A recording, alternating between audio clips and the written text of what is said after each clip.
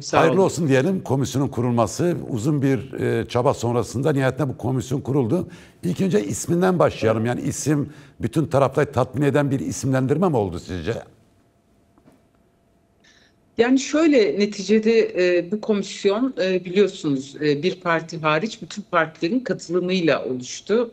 Ve bu komisyon yani meclisteki çalışmalar gibi böyle gerilimli, çatışmalı hani karşı karşıya gelme şeklinde değil de daha çok uzlaşıya ya da ortak noktaları öne çıkarmaya dönük bir yaklaşım ortaya koymalı. Yani tabii ki herkesin tek başına önerdiği isim olmadı. Bu yani tartışmalar sonucunda daha doğrusu müzakereler sonucunda üzerinde ortaklaşılan asgari bir müşterek oldu. Öyle ifade edeyim.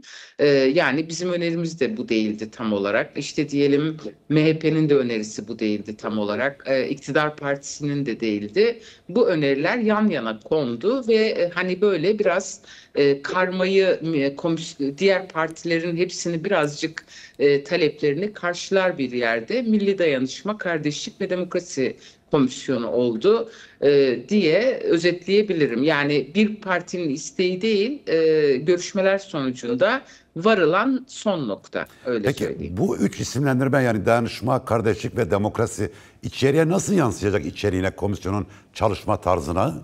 Nasıl bir etki yapar sizce? Örneğin özellikle demokrasi vurgusunu yapmış olması. Yani demokrasi tabii ki önemli bir vurgu. Yani neticede kardeşliği sağlayacak olan da demokrasidir, demokratik dönüşümlerdir. Nitekim biz her zaman söylüyoruz, bu dönem bir değişim ve dönüşüm süreci. Bu anlamda yani Türkiye'deki antidemokratik uygulamalar, adaletsizlikler, haksızlıklar, hukuk devletiyle bağdaşmayan yaklaşımlar tamamen hani aslında demokrasi adı altında ifade edilebilecek meseleler. İnsan haklarından tutalım, Kürt halkının taleplerine kadar, kadınların taleplerinden, gençliğin, doğanın, doğa savunucularının taleplerine kadar, farklı inançların taleplerine kadar aslında hepsi bu demokrasi vurgusuyla tartışılabilecek bir boyuttadır. Yani bizim de arzu ettiğimiz neticede önerdiğimiz bir boyut. Tabii dün toplantı yapıldı, kamuoyuna da açıklandı. Konuşmalar yapıldı bu toplantıda. Siz yani hem Meral Danış Beştaş olarak hem HDP eş sözcüsü olarak hem de demin komisyon üyesi olarak diğer partilerde iradayı nasıl gördünüz? Yani meselenin çözümüne ilişkin nasıl bir performans ortaya koydular sizce?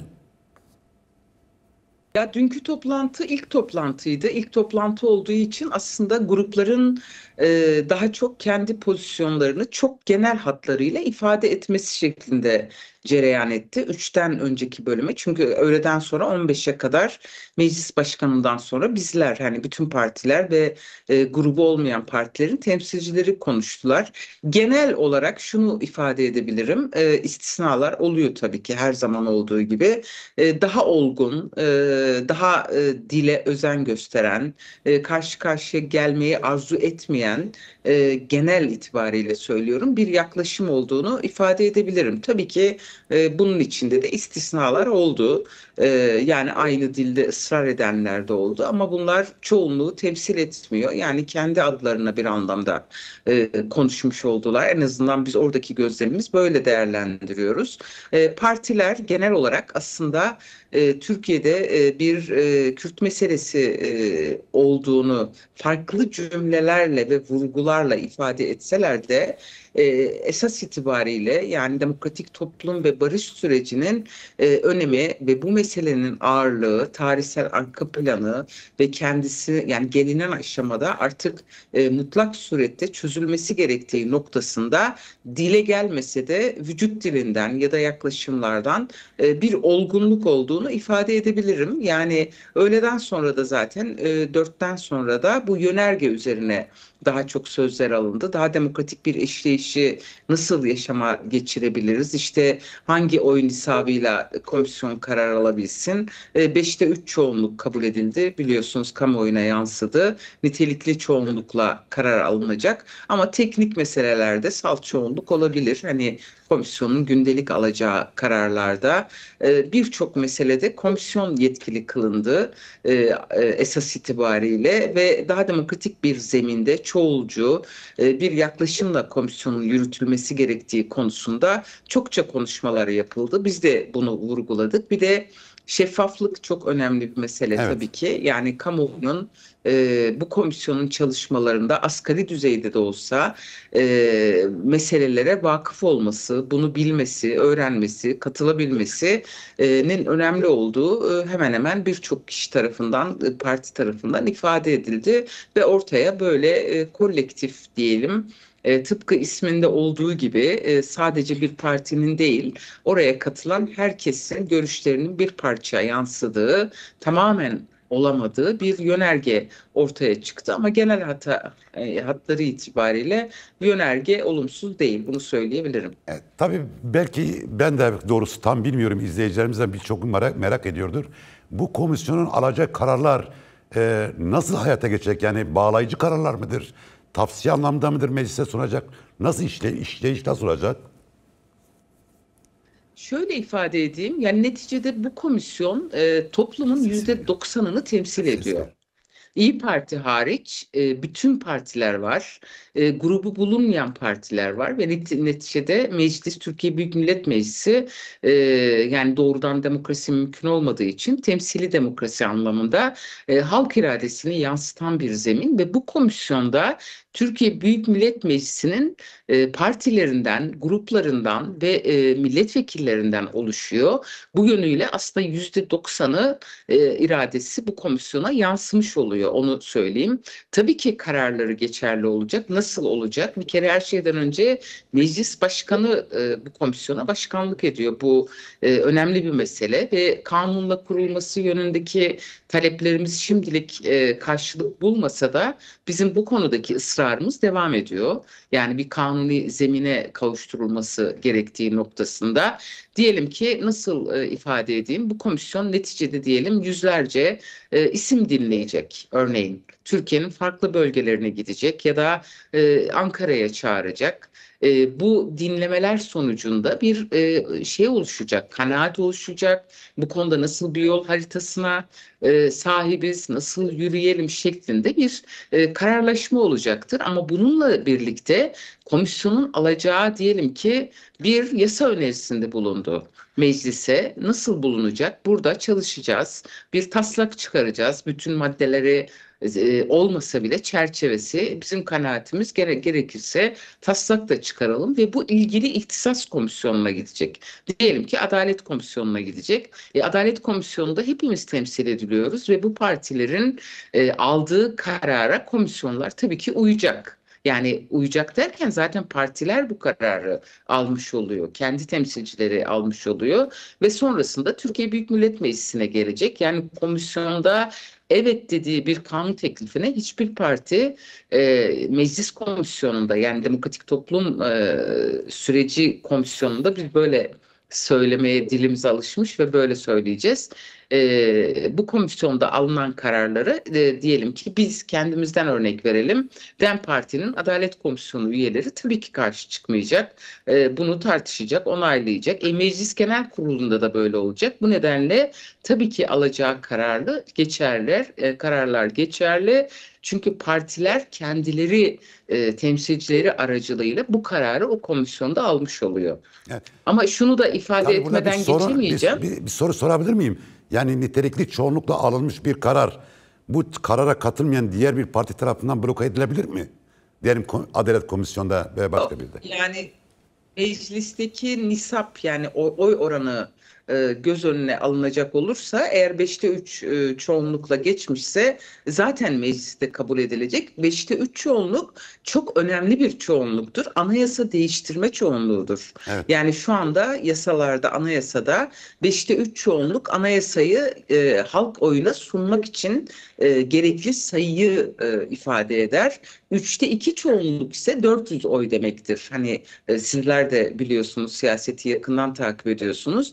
5'te 3 çoğunluk zaten Meclis Genel Kurulu'nda gerekmiyor bile. Salt çoğunlukla yasalar çıkıyor. Evet. Bu nedenle geçmemesi gibi bir durum söz konusu olmaz. Peki Az önce dediniz ki çok sayıda insan dinlenecek. Bu yani komisyonun parlamento dışı dinamiklerle, sivil toplumla, sendikalarla, siyasi partilerle, kanaat önderleriyle, işte cemaatlerle olan ilişkisi nasıl bir çalışma takvimi olacak? Ve buna ek olarak da komisyon kendisine bir zaman dilimi belirledi mi? Yani 2 ay, 3 ay veya da 5 ay bir gerekli zaman dilimi içerisinde mi bu çalışmalar yapılıp sonuçlandırılacak sizce? Komisyon ilk zaman dilimi olarak 31 Aralık 2025 olarak kendi süresini belirledi. Yönergesinde tabii ki bu süre uzatılabilir ya da diyelim ki olgunluğa erişti. Yani öncesinde bunu konuşabiliriz ama asgari olarak 5 ay boyunca bu komisyon çalışacak. Zaten bu dün kararlaştırılan bir mesele. Diğer mesele ise yani neticede barış ve demokratik toplum sürecine dair kurulan bir komisyonun mutlak surette toplumun farklı dinamiklerinin görüşlerini alması gerekiyor. Yani sizin de ifade ettiğiniz gibi kadın hareketlerinden diyelim ki hukukçulara, barolara, sendikalara, işçi sendikalarına, işveren örgütlerine, işte tarım emekçilerine, çiftçilere, kanaat önderlerine bir anlamda toplumun aslında ana damarlarını oluşturan kesimleri dinlemesi ve bu meseleye yaklaşımı açısından önemli olarak görüyoruz. Bu aynı zamanda bir katılım yöntemidir. Bu komisyonun en önemli bence, bu benim kişisel düşüncem, görevlerinden bir tanesi de barış ve demokratik işleyişi, demokratik toplum perspektifini toplumsallaştırmak olmalıdır. Yani neticede bu konuda toplumun Evet. rızası, toplumun katılımı da hayati bir yerde duruyor. Peki tabii komisyonda da gündeme geldi mi bilmiyorum ama kamuoyunda böyle bir beklenti de var. Komisyonun aynı zamanda barış ve demokratik toplum sürecini başlatan veya bunun önemli aktörü olan Kürt halkında Sayın Abdullah Öcalan'la İmralı'da bir görüşme yapması gündemde mi? Böyle bir durum söz konusu olabilir mi? Evet de böyle bir talep gelirse komisyon bunu nasıl karşılar? Yani şöyle şu anda tek toplantı yaptık. Cuma günü de İçişleri Bakanı, Milli Savunma Bakanı ve MİT Başkanı İbrahim Kalın'ı dinleyeceğiz. Sorularımızı soracağız. O toplantı büyük bir olasılıkla yani komisyon olarak karar verilecek. Gizli olma ihtimali çok yüksek. Ondan sonra tabii ki Sayın Öcalan da başta olmak üzere neticede çağrıyı yapan, bu konuda görüşleri bilinen, barış konusunda iradesinin sağlamlığı ve bu konudaki etki gücü bilinen bir siyasi aktör olması itibariyle gündeme gelecektir. Ancak komisyonda henüz çok yeni olduğu için, işin başında olduğumuz için önümüzdeki günlerde bu konuda da tabii ki mutlaka değerlendirmeler, görüşmeler olacaktır. Komisyona şimdi bir soru daha sorayım sonra diğer başlıklara geçeceğim. Bazı gözlemciler, siyasi analizciler şöyle diyor. Diyor ki bu komisyonun kurulması 2013'ten farklı olarak daha ciddi bir devlet ciddiyetini, bir iktidar ciddiyetini gösteriyor. Böyle midir? Komisyonun kurulması ciddi bir eşiğin aşıldığı anlamına mı geliyor süreç itibariyle? Katılıyorum bu görüşe aslında. Türkiye Büyük Millet Meclisi tarihinde bildiğim ve okuduğum kadarıyla ilk defa bu bileşimle, bu tutumla, böyle bir yönergeyle bir komisyon kuruluyor. Yani 2013'te böyle değildi. Bu hakikaten çok tarihi bir olay, tarihi bir dönemeç. Sayın Öcalan da çağrılarında bunu zaten 27 Şubat çağrısında ilkin hukuki zemine işaret etmişti. Hatırlıyoruz bunu gayet iyi. Ve uzun yıllardır da Türkiye Büyük Millet Meclisi'nin çözüm konusunda, barış konusunda, demokratikleşme konusunda önemli bir adres olduğunu ve halk iradesinin orada tecelli ettiği için oradan kararların çıkması gerektiği ifade ediliyor. Evet, bu sefer tarihsel bir dönüm noktası diyebiliriz komisyonun en azından bu kadar ciddi bir katılımla, böyle bir sayıyla toplanması tabii ki önemli bir mesele. Peki komisyon öncelikli olarak neyi ele alacak? Yani hangi konu başlıkları çok kardinal veyahut da çok stratejik olarak tartışma konusudur veyahut da ele alması gerekiyor sizce? Yani örneğin silahsızlanma tamam çok tartışılan konuşulan bir konu ama Kürt tarafı da diyor ki mesele sadece silahsızlanma değil daha komplike bir olaydan bahsediyoruz diyor. Ya Kürt meselesini silahsızlanmayla eşitlemek kesinlikle kabul edeceğimiz bir mesele değil. Evet. E, Yani neticede silah işin bir boyutu. Zaten PKK kongre kararlarıyla bunu ilan etti. Kendi çalışmalarını sonlandırdığını ifade etti. Ve 11 Temmuz'da da bütün dünyanın gözü önünde bu konudaki irade bir kez daha ifade edilmiş oldu. Bundan sonrasında demokratik siyasete katılımlarının önünün açılması PKK militanlarının tabii ki önemli bir nokta. Çünkü neticede araç değişmiş olabilir ama demokrasi mücadelesi, demokratik toplum mücadelesi hala orta yerde duruyor ve hani bizler de demokratik siyasetteki özneler olarak Türkiye'nin demokratikleşmesi, Kürt meselesinin eşitlik hukuku çerçevesinde diliyle, kimliğiyle, kültürüyle, varlığıyla kabulü ve bunun tabii ki yasal zeminde tanınması noktasında mücadelemiz devam ediyor. Yani biten bir mücadele söz konusu değil ve bazılarının yanlış tarif ettiği bir mesele var. PKK bir sonuç gibi görünüyor. Oysa ki PKK bir neden gibi görünüyor. Hani sanki olmasaydı şu anda Kürt meselesi olmazdı gibi. PKK bir sonuçtur. Yani onu doğuran nedenlerin ortadan kaldırılması gerekiyor. Bu da topyekün bir demokratikleşmeyi gerektiriyor. Bir demokratik entegrasyonu gerektiriyor. Demokratik siyaset önündeki engellerin kaldırılması gerekiyor. Ana dil önündeki yasakların kaldırılması gerekiyor. Hasta mahpusların bırakılması gerekiyor. Mesela kayyum rejiminin tamamen son bulması gerekiyor. Bütün bunları tartışmamız lazım. Yani sadece işte silahlı insanların geri dönüşü meselesini tek başına değerlendirecek olursak bu kesinlikle sürecin ruhuna ve amacına uygun olmaz. Yani biz en azından bu konuda çok yoğun bir hazırlık içindeyiz. Yani tabii ki bunları meclis komisyonu gündemine de taşıyacağız ve bu sadece Kürt halkının değil, Türkiye'de yaşayan bütün farklılıkların, bütün yurttaşların aslında geleceğini kurtarmak, onarmak, aydınlatmak, demokratikleştirmek anlamında da bir süreci ifade ediyor. Yani bu nedenle komisyon gündemleri bence bu kapsayıcılıkta olmalı. Ama dediğim gibi önümüzdeki toplantılarda zaten ihtiyaç duyduğumuzda götüreceğimiz gündemleri mutlaka kamuoyuyla da paylaşacağız. Komisyon dün önemli bir karar da aldık birlikte. Gizlenmediği takdirde yani gizlilik kararı verilmediği takdirde komisyon toplantıları açık olacak. Yani en azından yazılı basına gelip orada dinleyip bu notları alabilecekler. Bu spekülasyonların önüne de geçebilir en azından. Çünkü dışarıda hakikaten bu süreci bozmak isteyen, karşısında duran, Kürtleri zaten kendileriyle eşit görmeyen, tamamen ırkçı, histerik bir şekilde saldıran kesimler de olduğunu farkındayız. Ama bunların önemli bir yekün nüfus olmadığını da gayet iyi biliyoruz. Fakat neticede bu meselede bence toplumun birçok meseleye vakıf olması da önemli. Yani belki garibinize gelecek ama burada bir soru aklıma geliyor. Yani basının izlediği toplantılarda partilerin popülist çıkışları bu işte bir sorun yaratmaz mı?